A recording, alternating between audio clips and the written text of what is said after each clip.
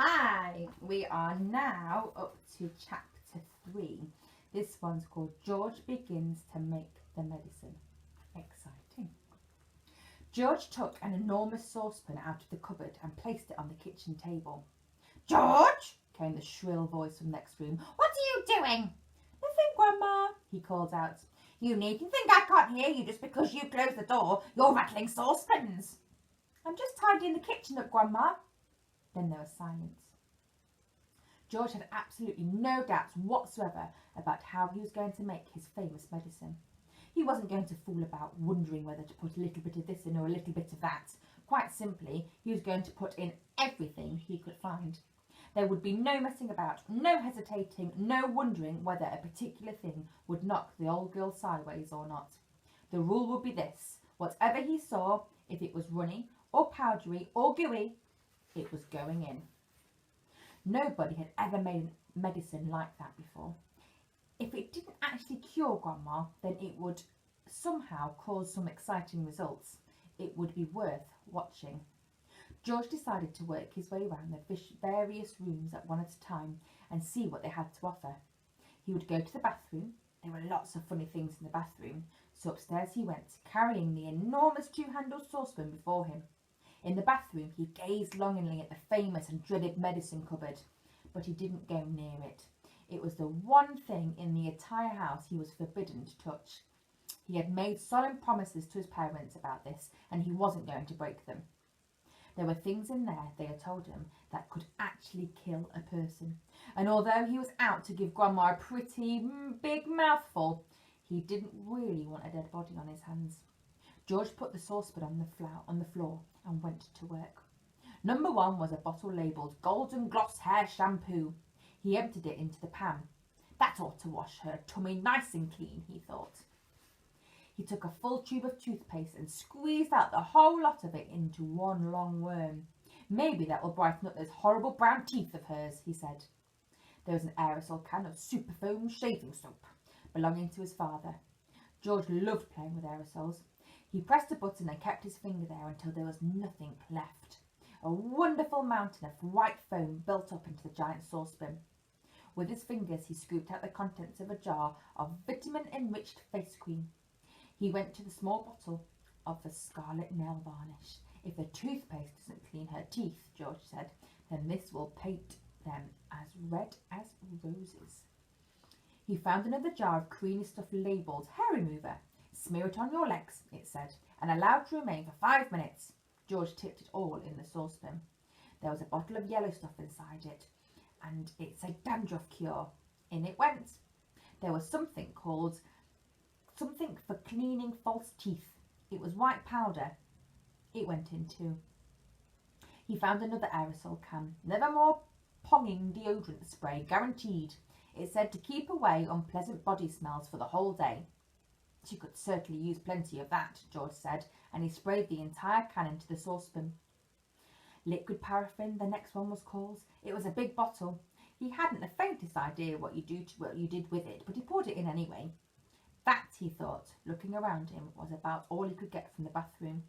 On his mother's dressing table in the bedroom, George found yet another lovely aerosol can. It was called Helga's Hair Set. Hold 12 inches away from the hair and spray lightly. He squirted the whole lot into the saucepan. He did enjoy squirting aerosols. There was a bottle of perfume called Flowers of Turnips. It smelled of old cheese. In it went, and in too went a large round box of powder. It was called Pink Plaster. There was a powder puff on top, and he threw that in for good luck. He found a couple of lipsticks. He pulled the greasy red things out from their little cases and added them to the mixture. The bedroom had nothing more to offer, so George carried the enormous saucepan downstairs again and trotted into the laundry room, where the shelves were full of all sorts of things. The first one he took down was a large box of super white for automatic washing machines. It said, dirt will disappear like magic. George didn't know whether Grandma was automatic or not, but she was certainly a dirty old woman, so she'd better have it all, he said, tipping in the whole box full. Then there was a big tin of waxwool floor polish. It removes filth and foul messes from your floor and leaves everything shiny bright, it said. George scooped the orange, colourful, waxy stuff out of the tin and plonked it in the saucepan. There was a round cardboard carton labelled "Flea powder for dogs. Keep well away from the dog's food," it said, because this powder, if eaten, will make the dog explode. "Ooh, good," said George, pouring it all into the saucepan. He found a box of canary seeds from the shelf. "Perhaps this will make the old bird sing," he said, and in it went. Next, George explored the box with shoe cleaning materials, brushes and tins and dusters. "Well now," he thought, "Grandma's medicine is brown, so my medicine must be brown or she'll smell like a rat. The way to colour it," he decided, "will be with the brown shoe polish." The large tin he chose was labelled dark tan. Splendid. He scooped it all out with an old spoon and plonked it into the pan. He would stir it up later. On his way back to the kitchen, George saw a bottle of gin standing on the sideboard. Grandma was very fond of gin. She was allowed to have a small nip of it every evening. Now he would give her a treat. He poured in the whole bottle. Back in the kitchen, George put the huge saucepan on the table and went over to the cupboard that served as a larder. The shelves were bulging with bottles and jars of every sort. He chose the following and emptied them one by one into the saucepan. 1 tin of curry powder, 1 tin of mustard powder, 1 bottle of extra hot chilli sauce, a tin of black peppercorns, a bottle of horseradish sauce. "Ha ha, there," he said aloud. "That should do it." "George, who are you talking to in there? What are you up to?" "Nothing, Grandma, absolutely nothing," he called back. "Is it time for my medicine yet?" "No, Grandma, not for about half an hour or so." "Well, just you don't forget it." "I won't, Grandma," George answered. "I promise I won't." At this point, George suddenly had an extra good wheeze. Although the medicine cupboard in the house was forbidden, what about the medicines his father kept on the shelf in the shed next to the hen house? The animal medicines. What about those ones? Nobody had ever told him he mustn't touch those ones. "Let's face it," George said to himself. "Hairspray and shaving cream and shoe polish are all very well and will no doubt cause some splendid explosions inside the old geezer. But what the magic mixture now needs is a touch of real stuff, real pills and real tonics to give it a punch of muscle." George picked up the heavy 3/4 full saucepan and carried it to the back door. He crossed the farmyard and headed straight for the shed alongside the hen house. He knew his father wouldn't be there. He was out haymaking in one of the meadows. George entered the dusty old shed and put the saucepan on a bench. Then he looked up at the medicine shelf. There were 5 big bottles there. 2 were full of pills, 2 were full of runny stuff, and 1 was full of powder. "I'll use them all," George said. "Grandma needs them. Boy, does she need them." The first bottle he took down contained an orange-coloured powder. The label said, "For chickens with sore beaks, gammy legs, egg troubles, and loss of feathers. Mix 1 spoonful only with each bucket of feed." "Well," George said aloud to himself as he tipped the whole bottle in, "the old bird won't be losing any feathers after she had a dose of this one." The next bottle he took down had about 500 gigantic purple pills in. "For horses with horse throats," it said on the label. "The horse-throat horse should suck 1 pill twice a day." "Grandma may not have a horse throat," George said, "but she's certainly got a sharp tongue.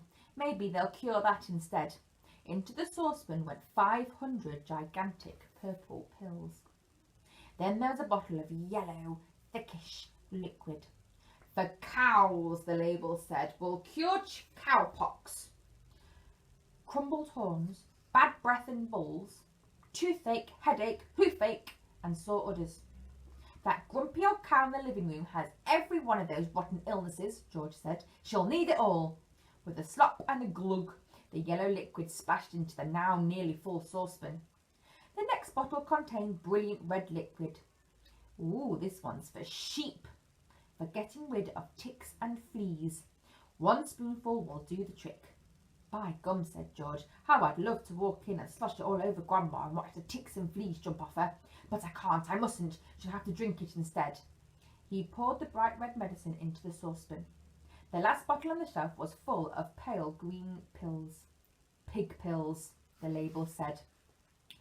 For pigs with pork prickles and for tender trotters must no more than 2 pills must be given.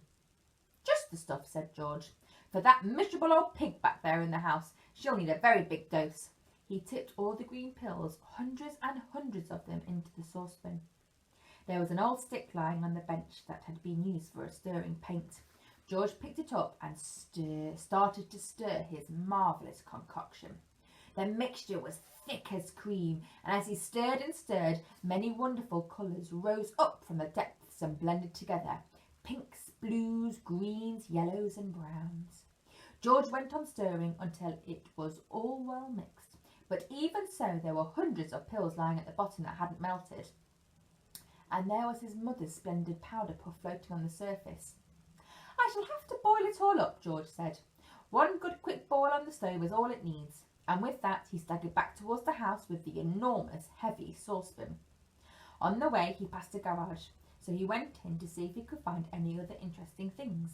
He added the following: 1/2 pint of engine oil to keep Grandma's engine running smoothly, some antifreeze to keep her radiator from freezing up in the winter, a handful of grease to grease her creaking joints. Then it was time to go back to the kitchen.